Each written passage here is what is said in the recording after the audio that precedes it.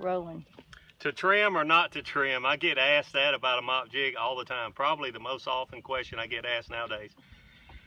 Do not trim a mop jig. The length of the rubber is so important. There's a lot of rubber jigs, but there's only one mop jig. It's a trademark name. Buckeye makes the Mop Jig, okay? And the different thing about this mop jig is the length of the rubber. It's really a key. It's something that I kept for a secret a long time. Won tournaments on it. Won the tournament at Clark Hill on it, an Elite Series tournament. I've caught lots and lots of big fish. There's some other guys that have won tournaments on it too that tried to keep it secrets. Let's just say there's been a couple classics won on it. There's been numerous tournaments won on it. I even sometimes have gotten Buckeye to tie me some with even longer rubber than what you have right out of the pack here. But this is all around the best length in my opinion. And it looks long and it looks bulky, and we live in the world where everybody's thinking finesse. Well, I shouldn't say everybody, but a lot of finesse baits, but then you've got people that love to throw big swim baits. So I don't know why somebody thinks you always have to trim up a jig. This is not a very big jig, even with the long rubber.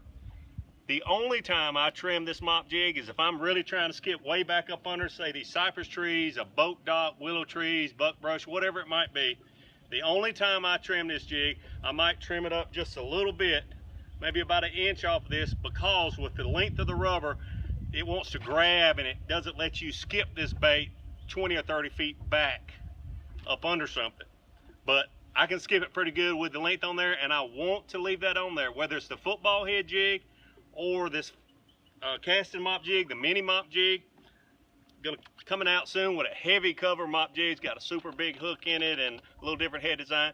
But just like the football head, the head on this mop jig lets the bait sit up. You see the angle of the hook there, the way it's up at a 45-degree angle? Well, this living rubber, when it's in the water, just has life. It just looks like something's alive. Even though it's sitting still, you can move it 1/4 of an inch and this rubber just flares.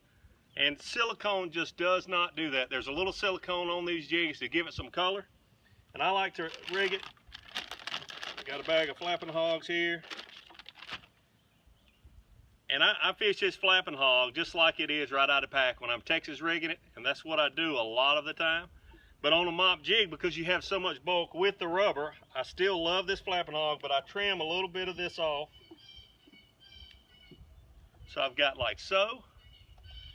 And I shorten it up just about a 1/2 inch. And put it right on this mop jig. Just like that. And there you have it. It catches you big fish, this living rubber, and you want that length. Don't let it freak you out, because I know a lot of folks, including myself, there's times when I want to throw a little small finesse jig, but this mop jig will catch you big fish.